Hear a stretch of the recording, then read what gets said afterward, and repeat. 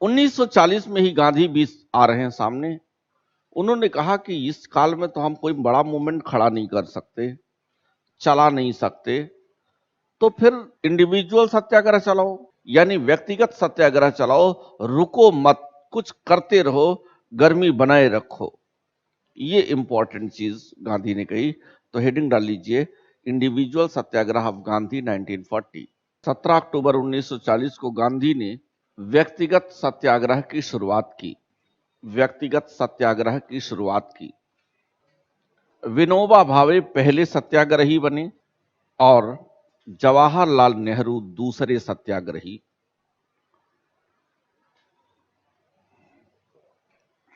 1940 बीत गया, 1941 आ गया। 1940-41 के आसपास आते आते कांग्रेस के बड़े बड़े नेताओं को नजरबंद कर दिया गया था। यही कारण था कि गांधी इंडिविजुअल सत्याग्रह की बात कर रहे हैं, क्योंकि इस दौरान आप कोई मूवमेंट नहीं खड़ा कर सकते थे, क्योंकि बड़े बड़े नेताओं को उनके घरों में ही कैद कर दिया गया था, घर में ही नजरबंद कर दिया गया था। सुभाष चंद्र बोस को भी नजरबंद कर दिया गया था, जबकि वो कांग्रेस से अलग हो चुके थे, फॉरवर्ड ब्लॉक की स्थापना कर चुके थे। उनको उनके घर में ही कैद कर दिया गया। लेकिन सुभाष चंद्र बोस ने अपने घर से बाहर निकलने और बाहर जाकर के विदेशी शक्तियों से मदद लेकर अंग्रेजों के खिलाफ लड़ने का निश्चय किया। इसीलिए उन्होंने अपने घर में एक नौटंकी की। उन्होंने अपने घर के लोगों से कहा कि मैं एक प्रकार का योगा कर रहा हूं, मैं एक प्रकार का धार्मिक योग कर रहा हूं, हमसे कोई नहीं मिल सकता, इस दौरान हम पूजा पाठ में लगे हैं। केवल इनकी भाभी लाती थी खाना, धीरे से इनके कमरे में सरका देती थी, और इनका भतीजा शिशिर कुमार बोस वही आता था, वही इनसे मुलाकात करता था, बाकी कोई नहीं। सबसे मिलने के लिए इन्होंने मना कर दिया। अपने कमरे में अकेले रहते थे। धीरे धीरे उन्होंने दाढ़ी लंबी की बढ़ाई, बाल लंबा किया, शरीर में थोड़ा चेंज किया, थोड़े स्लिम ट्रिम हुए, और काली टोपी मंगवाई जो मुस्लिम लोग पहनते हैं, शेरवानी, और पूरा अपना मुस्लिम वेशभूषा तैयार किया। बाहर गार्ड है। एक दिन अपने भतीजे से इन्होंने कहा, जब काफी दिन हो गया, सब पोज तैयार हो गया इनका, तो इन्होंने अपने भतीजे से कहा चलो। भतीजा इनका कार निकाला, कार में ये बैठे अपने मुस्लिम पोशाक में। गार्ड ने पूछा कौन? कहा जियाउद्दीन। जियाउद्दीन नाम से वो निकल गए। निकल करके रेलवे स्टेशन पहुंचे, रेलवे स्टेशन से ये पाकिस्तान पहुंचे, पाकिस्तान से ये अफगानिस्तान पहुंचे। अफगानिस्तान में भारत की निर्वासित सरकार पहले से राजा महेंद्र प्रताप ने बना रखी थी, चल रही थी वो अफगानिस्तान की निर्वासित सरकार। अफगानिस्तान की निर्वासित सरकार से इन्होंने अपना पासपोर्ट बनवाया, और उस पासपोर्ट में अपना नाम रखा मेसेट्टा। जियाउद्दीन अब मेसेट्टा बन गए। मेसेट्टा नाम से वह हवाई जहाज पर सवार हुए और रूस लैंड किए। लेकिन अचानक मॉस्को हवाई अड्डे पर इन्हें पता लगा कि रूस तो अंग्रेजों के साथ हो गया। इन्होंने तुरंत यू टर्न लिया, वहां से फिर हवाई जहाज पे सवार हुए और जर्मनी चले गए, क्योंकि जानते थे रूस अंग्रेजों के साथ लड़ने लगा है, तो जहां वो देखेगा अभी गिरफ्तार करके हमको अंग्रेजों को हवाले कर देगा। इसलिए यह भाग करके चले गए जर्मनी। जर्मनी जब पहुंचे वो, तो हिटलर से मिलने की कोशिश किए, लेकिन संभवतः सुरक्षा कारणों से हिटलर ने मुलाकात नहीं की। अपना एक मिनिस्टर रॉबिन क्राफ्ट को भेजा। रॉबिन क्राफ्ट इनसे मिले। इन्होंने रॉबिन क्राफ्ट के सामने कुछ मांगे रखी। उन्होंने कहा जर्मनी में रहते हुए हमें एक आजाद हिंद फौज बनाने की अनुमति दी जाए, बर्लिन रेडियो का प्रयोग करने की हमें अनुमति दी जाए और हमें एक अस्थायी इंटरिम गवर्नमेंट बनाने की अनुमति दी जाए। लेकिन संभवतः सुरक्षा कारणों से हिटलर ने ऐसी अनुमति इन्हें नहीं दी,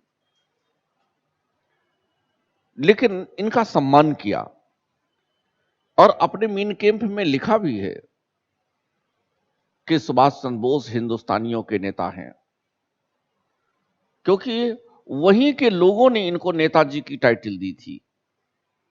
इंडिया ट्रेड सेंटर का उद्घाटन कर रहे थे, उसी दौरान इनको नेताजी की टाइटल मिली। और मीन कैंप में जो हिटलर की ऑटोबायोग्राफी है उसमें भी मेंशन है कि यह अपने लोगों के नेताजी हैं, यानी नेता शब्द उसमें भी आया है।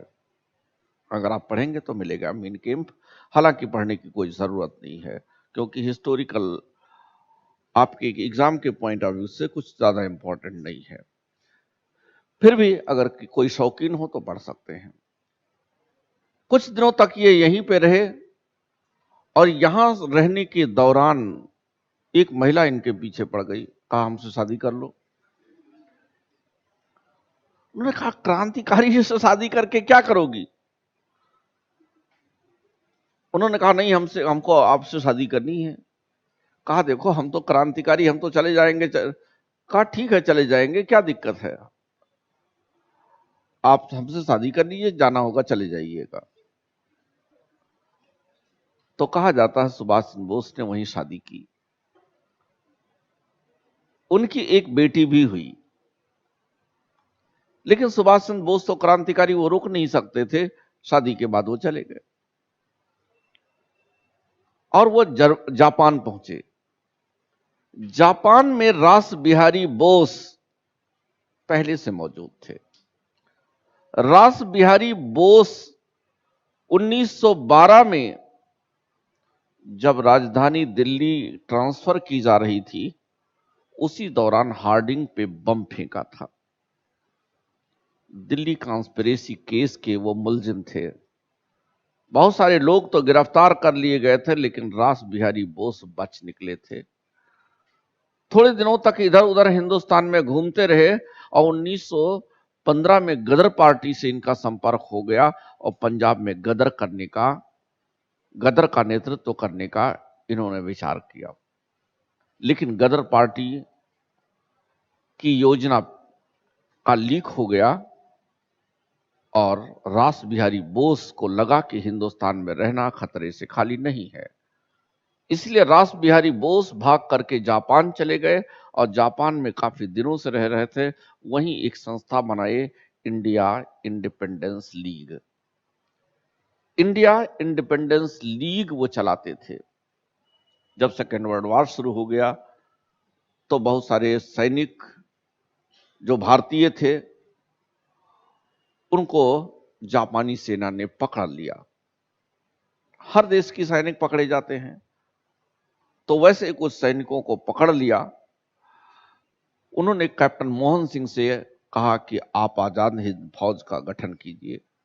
उनकी एडवाइस पर कैप्टन मोहन सिंह ने आजाद हिंद फौज का गठन किया था। आज सुभाष चंद्र बोस जाकर के जब जापान पहुंचते हैं तो रास बिहारी बोस ने उस आजाद हिंद फौज की कमान सुभाष चंद्र बोस को दे दी और सुभाष चंद्र बोस अब आजाद हिंद फौज के चीफ बन गए। उन्होंने अपने आजाद हिंद फौज में 4 ब्रिगेड बनाए। Gandhi brigade, Nehru brigade, Subhash brigade और रानी लक्ष्मीबाई ब्रिगेड महिलाओं की ब्रिगेड थी। कैप्टन लक्ष्मी सहगल उस महिला ब्रिगेड की कमांडर बनाई गई। कैप्टन लक्ष्मी सहगल जब डॉक्टर एपीजे अब्दुल कलाम चुनाव में खड़े थे तो उनके विरुद्ध चुनाव में भी खड़ी थी। कैप्टन लक्ष्मी सहगल उस ब्रिगेड को लीड कर रही थी। बड़ी तेजी से 1942, 3, 4 तक ब्रिटिश आर्मी के खिलाफ वो लोग लीड कर रहे थे। अंडमान निकोबार द्वीप जीत लिया गया था। जीतने के बाद जापान ने सुभाष चंद्र बोस को दे दिया था। सुभाष बोस ने उसका नाम रखा शहीद और स्वराज, और उन्होंने म्यांमार के रास्ते हिंदुस्तान में घुसने का निर्णय किया। हालांकि जापानी सेना उनका समर्थन कर रही थी, लेकिन उन्हें पर्याप्त साजो सामान नहीं दे रही थी। सुभाष चंद्र बोस उस अपर्याप्त सामान से ही, अपर्याप्त वेपन्स से ही वह लड़ते रहे।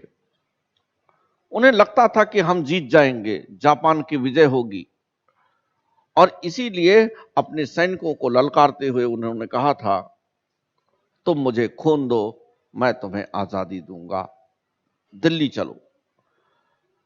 जब वो लीड कर रहे थे, जापानी सेना लीड कर रही थी, 1945 आ गया था, तो उन्हें लगा कि अब हम हिंदुस्तान में घुस जाएंगे।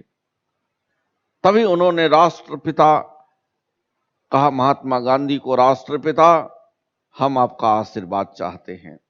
उन्हें लगता था कि हम विजय प्राप्त कर लेंगे, लेकिन दुर्भाग्य 6 अगस्त 1945 को हिरोशिमा पर लिटिल बॉय नामक एक न्यूक्लियर बम गिरा दिया गया। जापान से कहा गया सरेंडर। जापान का प्रधानमंत्री कहा, नो सरेंडर, रेस्पेक्ट नेशन। तब तक 9 अगस्त 1945 को नागासाकी पर फैटमैन गिरा दिया गया। जापान के प्रधानमंत्री ने फिर कहा, नो सरेंडर, रेस्पेक्ट नेशन।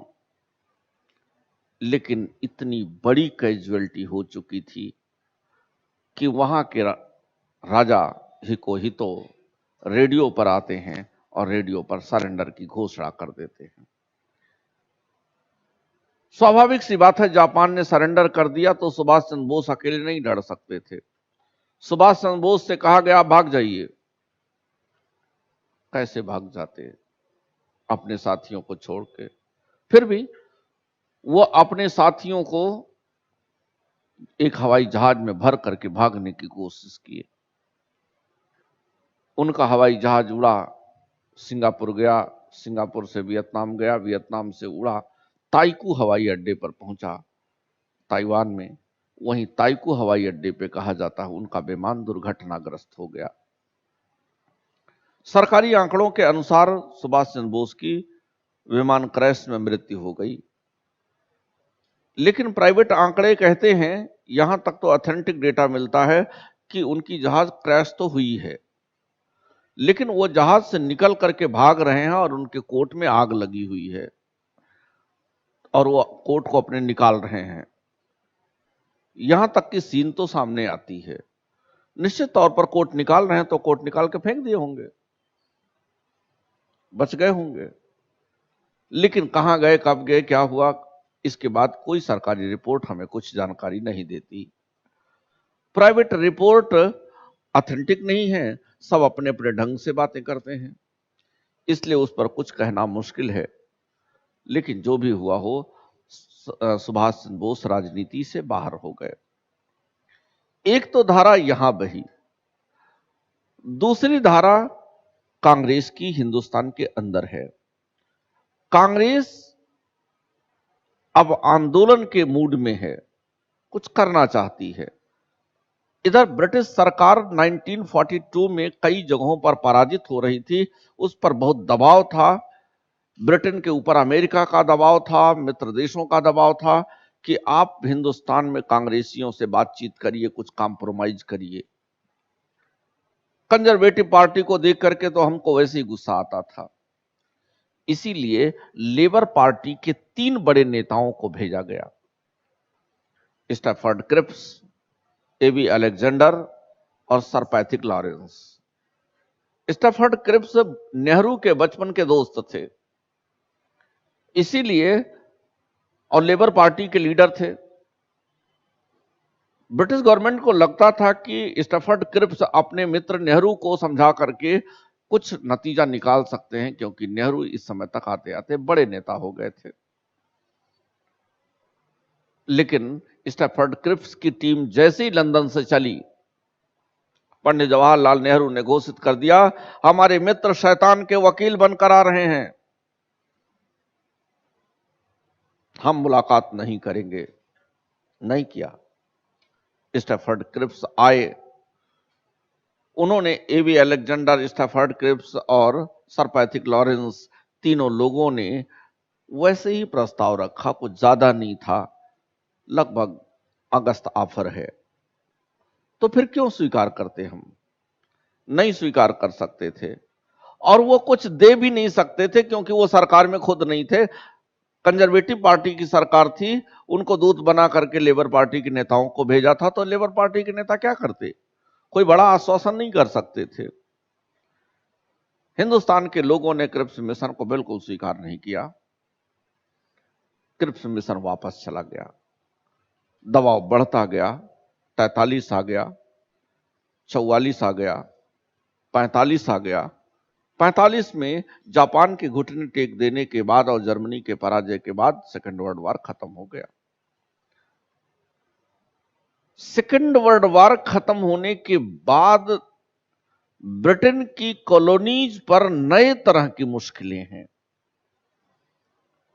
नए तरह की मुश्किल क्या है? सेकेंड वर्ल्ड वॉर काफी लंबा चला था, जिसमें ब्रिटेन की इकोनॉमी को बहुत लॉस हुआ था,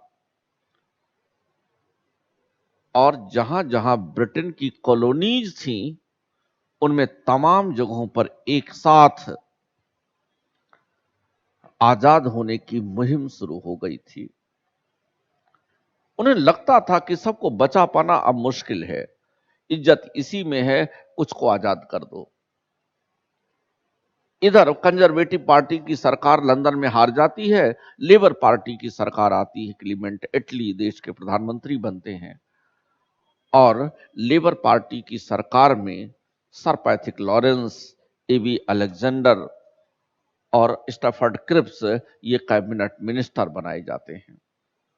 जो क्रिप्स मिशन आया था, वही क्रिप्स मिशन आप देखिए आज बन गया कैबिनेट मिशन। वहां की सरकार, क्लीमेंट एटली ने कहा, हम हिंदुस्तान को आजाद करने जा रहे हैं, हम हिंदुस्तान को अब आजाद कर देंगे, और इसी बात का संदेश देने के लिए उन्होंने कैबिनेट मिशन को भेजा। 1946 में कैबिनेट मिशन आया। कैबिनेट मिशन ने हिंदुस्तान के सामने बहुत सारे प्रस्ताव रखे, जिनमें से 3 हमारे एग्जाम के पॉइंट ऑफ व्यू से बड़े इंपॉर्टेंट हैं। पहला तो ये कि भारत के लोग अपना संविधान बनाना शुरू कर दें, संविधान सभा का गठन कर लें। दूसरा, भारत के लोग अपनी अंतरिम सरकार गठित कर लें। और तीसरा, हम भारत का विभाजन नहीं करने जा रहे हैं। भारत के विभाजन को कैबिनेट मिशन में मना कर दिया गया। Cripps mission and its proposal 1942 के 1942 में इसके मेंबर के नाम पूछे जाते हैं। याद रखिएगा, प्रपोजल तो वही है, नहीं पूछे जाते, क्योंकि इस प्रपोजल में इसलिए दम नहीं है क्योंकि लेबर पार्टी के नेता हैं ये, और सरकार कंजर्वेटिव पार्टी की है। 1942 में कांग्रेस को मनाने के लिए क्रिप्स मिशन भारत आया, जिसमें निम्न सदस्य थे: sir Patrick Lawrence, AV Alexander and Stafford Cripps. Nehru ने कहा, हमारे मित्र क्रिप्स शैतान के वकील बनकर आ रहे हैं। गांधी ने इसे पोस्ट डेटेड चेक कहा। शायद नेहरू ने इसमें जोड़ दिया था डूबते हुए बैंक का, लेकिन पोस्ट डेटेड चेक गांधी ने ही कहा।